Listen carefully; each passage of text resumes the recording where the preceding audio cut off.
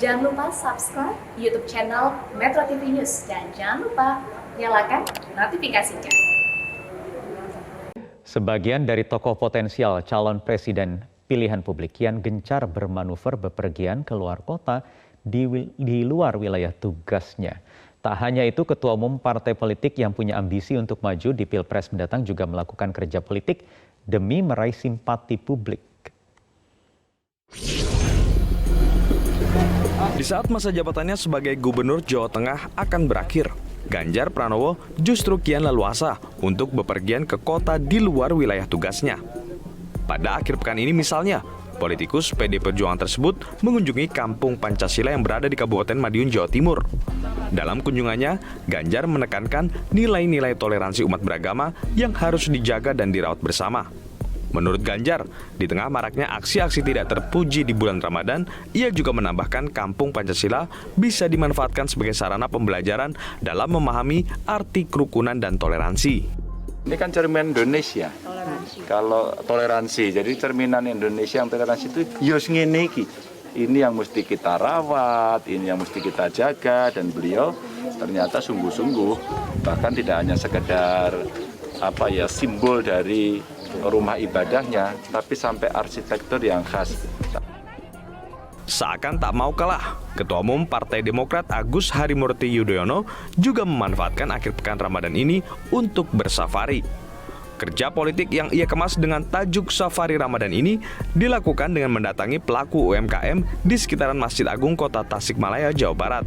Dalam kesempatan tersebut, AHY memborong dagangan makanan takjil dari puluhan pelaku UMKM untuk dibagikan kepada masyarakat saat menjelang berbuka puasa.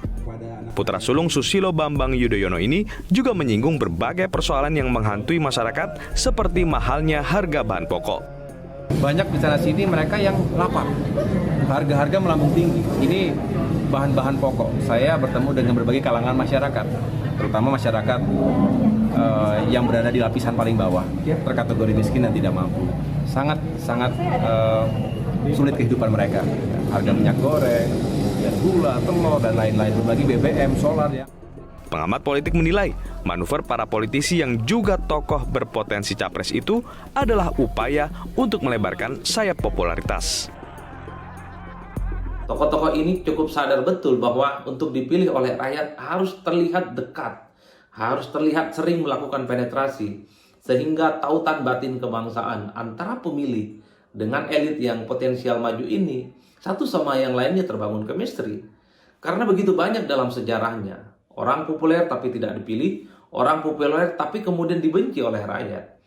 Jadi tanpa ada keterkenalan yang tinggi, akan sulit sekali disukai, apalagi kemudian dipilih sebagai calon presiden. Hanya saja pesan saya bagi para calon presiden yang keliling-keliling daerah itu, jangan lupakan tugas asli Anda.